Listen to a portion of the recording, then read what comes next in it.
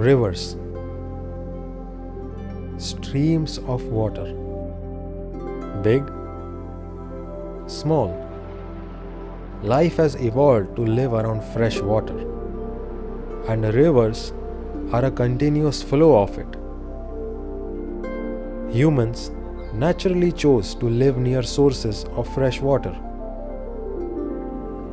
And when our nomadic, hunter-gatherer ancestors decided to settle down, it was at freshwater banks such as lakes and rivers. Great civilizations arose here. Nile, the home to Egyptians. Tigris and Euphrates to Mesopotamia. And Indus to the Harappans. In fact, the name India is derived from Indus. Many of these iconic rivers still flow today in all their glory, but some have had their time in the sun and have long since perished.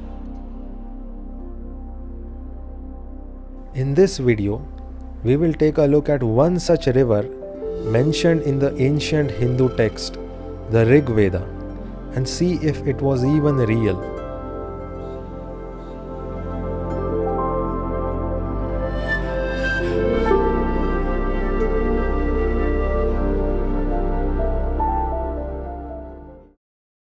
Saraswati is a mythologized ancient river mentioned in the Rigveda.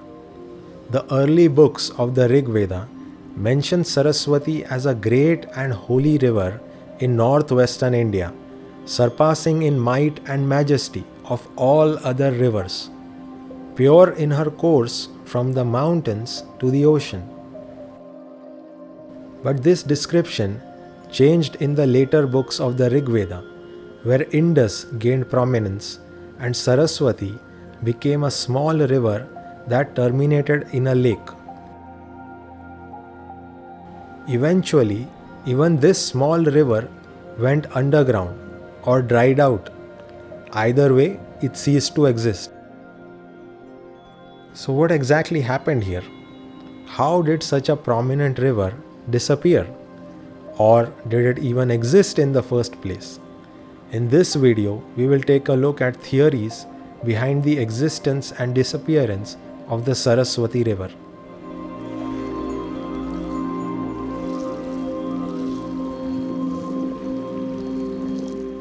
The name Saraswati refers to two things, the river and the goddess. In the Rigveda, both these entities and their association are mentioned.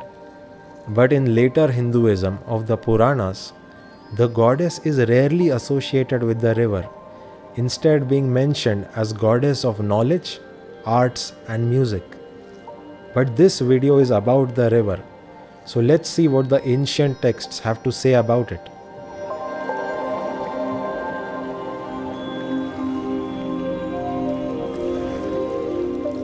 The Rigveda is the oldest source, and Saraswati River is featured prominently in almost all the books.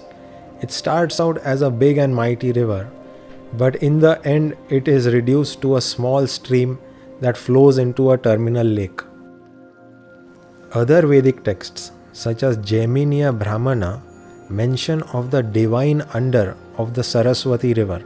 Panchavimsa Brahmana notes the disappearance of the river and says that Saraswati is so to say meandering because it could not sustain the heaven which it had propped up. The origin of the river might have been in the Shivalik hills, and its length was somewhere between a few hundred to 1600 miles. Latyayana Shrota Sutra describes Saraswati as a perennial river, meaning it flowed all year round and not seasonally. In the post-Vedic era, Mahabharata says that Saraswati dried up to a desert.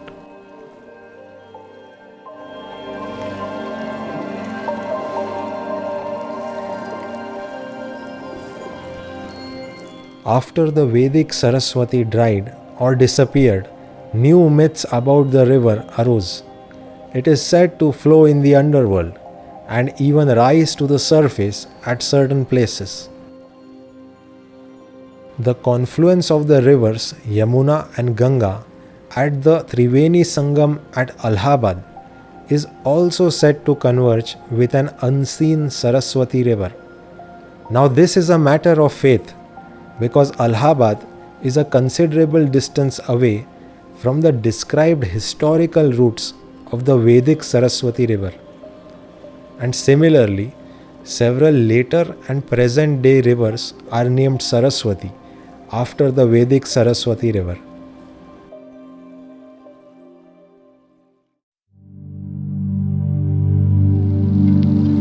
Historically, there have been many attempts to find the Saraswati River.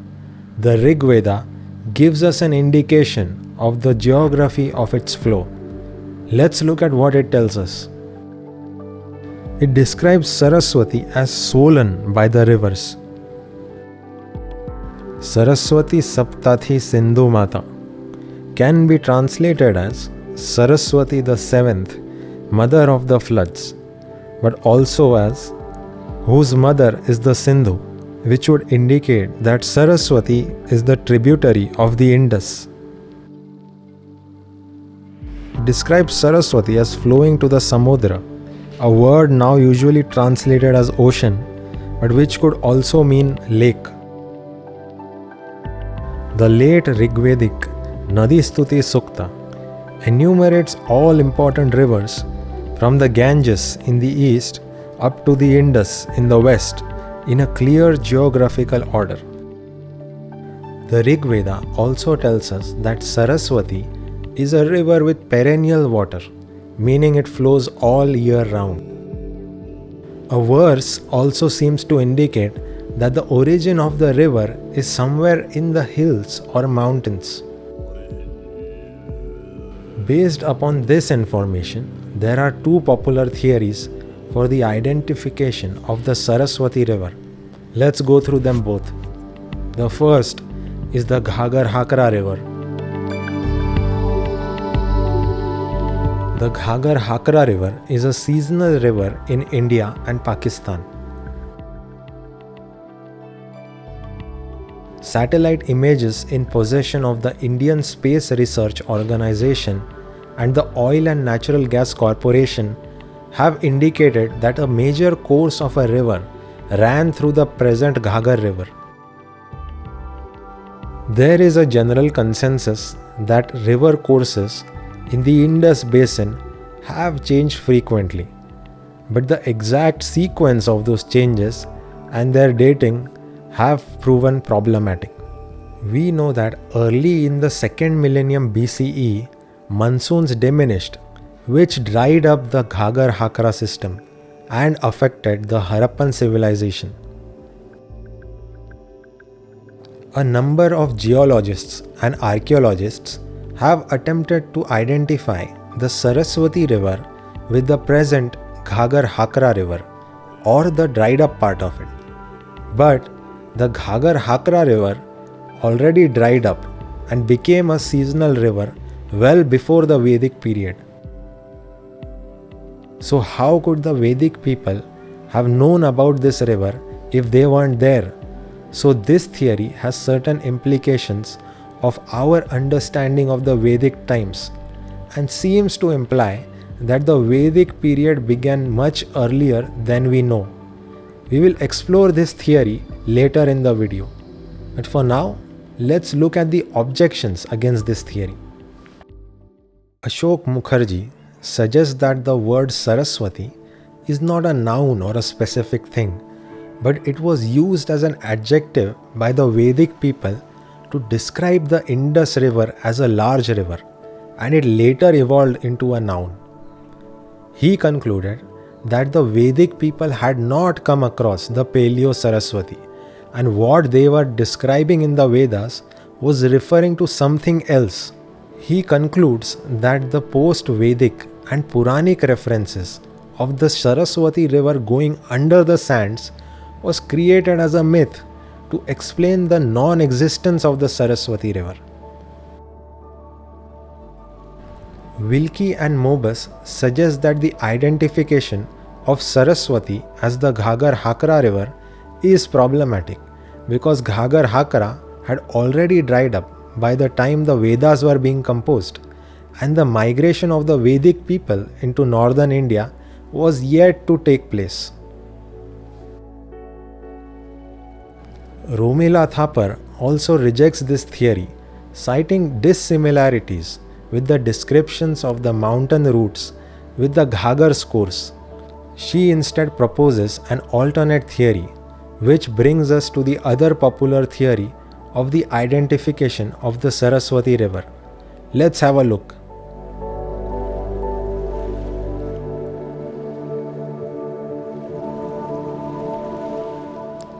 The Helmand River is a river that flows in eastern Afghanistan. Now, historically, this river has been referred to as Saraswati. Sounds familiar? According to Konrad Klaus, the described geographical routes of the Saraswati and the real route of the Helmand River are similar, and both even flow into terminal lakes. Rajesh Kochar argues that there are two Saraswati rivers mentioned in the Rigveda. The early Saraswati, which he refers to as Naditama Saraswati, drains into a lake.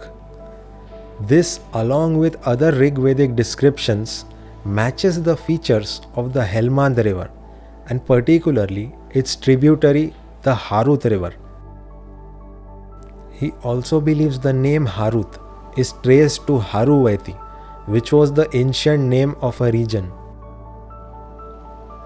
The later Rigvedic Saraswati, which Kochar calls Vinasana Saraswati, has been described in the book Nadi Stuti Sukta, which was composed centuries after an eastern migration of the Vedic people into northern India. By this time, Saraswati had become a mythical disappeared river, and the name was transferred onto Ghagar, which had also disappeared into the desert. In the same view, Kochar also believes that Ganga and Yamuna were small streams in the vicinity of the Harut River, and when the Vedic people migrated eastwards into India, they named the new rivers that they found after the old rivers that they knew from the Helmand region. Now we have had a look at the two popular theories surrounding the identification of the Saraswati River. Both these theories have conflicting opinions about the dating of the Vedas and the arrival of the Vedic people into India. Let us look at some of these implications. While the Helmand River theory maintains the conventional dating of the Vedas, it is the Ghagar Hakra theory that is more controversial. The Vedic description of the Saraswati River drying up has been used by some as a reference point for a revised dating of the Vedic culture. These people see descriptions of Saraswati as a mighty river as evidence of an earlier dating of the Vedas, and even identifying the Vedic culture with the Harappan civilization, which flourished at a time when the Ghagar Hakra system had not dried up, and therefore this theory rejects the Aryan migration theory, which happened around the year 1500 BCE. Michel Danino places the composition dates of the Vedas in the 3rd millennium BCE, 1,000 years earlier than the conventional date. He notes that accepting the Rigvedic accounts of a mighty river as factual descriptions and dating of the drying up late in the 3rd millennium BCE are both incompatible. Danino also states that there is an absence of an intrusive material culture in the 2nd millennium BCE. There is biological continuity in skeletal remains and a cultural continuity. He claims that Vedic people were present in northern India in the 3rd millennium BCE, an idea which is very controversial among archaeologists. But he acknowledges that this calls for a further study into this claim.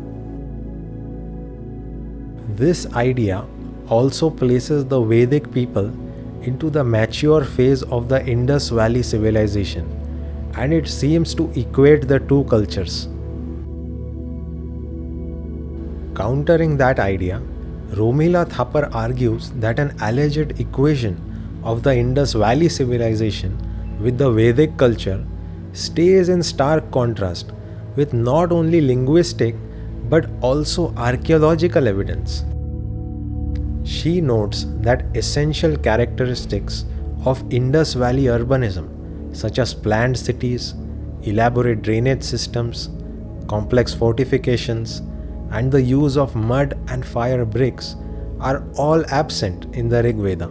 Similarly, the Rig Veda lacks a conceptual familiarity with key aspects of an organized urban life and doesn't mention objects found in great numbers at Indus Valley sites, such as terracotta figurines, sculptural representation of humans, or seals. Hetal Ben Sindhav notes that the claims of a large number of Ghagar Hakra sites are politically motivated and exaggerated. According to archaeologist Shireen Ratnagar, a large number of Ghagar Hakra sites in India are actually those of local cultures, some of which displayed contact with the Harappan civilization, and only a few are fully developed Harappan sites. Moreover, around 90% of the Indus Valley script seals and inscribed objects were found in Pakistan along the banks of the Indus River, while the other places accounted for only 10%.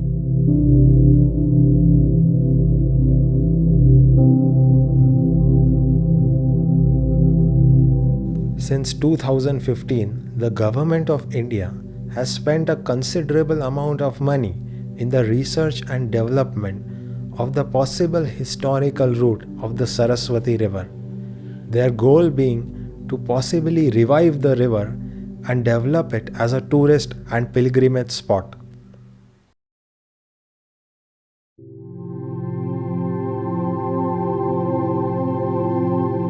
So what is the conclusion here? All we can say is that there is no consensus about the existence or the possible historical route of the Saraswati River. It may have existed or it may not have. Maybe it flowed in northwestern India, or maybe it is still flowing in Afghanistan.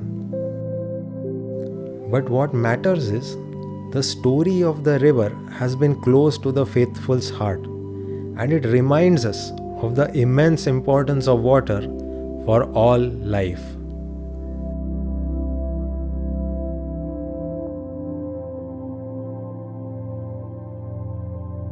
If you have watched till the end, thanks for sticking around. I hope you found this video valuable. For more history related content, stay tuned to this channel, and I will see you next time.